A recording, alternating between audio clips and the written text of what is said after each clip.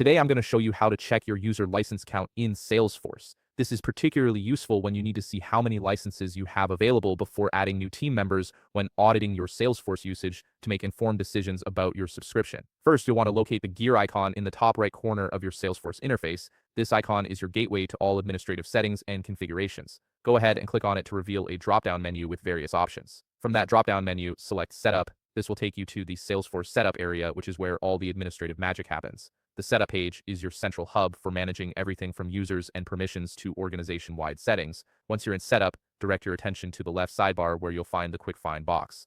This search feature is incredibly handy for navigating through Salesforce's extensive settings. Type company information into this box, and as you type, relevant results will start appearing below. Click on company information from the search results that appear. This section contains essential details about your Salesforce organization, including licensing information, storage usage, and other organizational metrics. After the company information page loads, scroll down until you reach the user licenses section. This is where all the valuable information about your licenses lives. Take a moment here, as this section contains multiple details you'll want to review carefully. In this section, you'll see a comprehensive table displaying all your license types. For each license type, the table shows you 3 critical pieces of information: the total number of licenses you've purchased, how many are currently being used, and how many remain available for assignment. This breakdown gives you a clear picture of your license allocation and helps you plan for future needs. And that's it. You now have a complete view of your Salesforce user license count, allowing you to manage your resources effectively and ensure you have the capacity for your team's growth. If you found this video helpful, please leave a like, subscribe, and see you in the next video.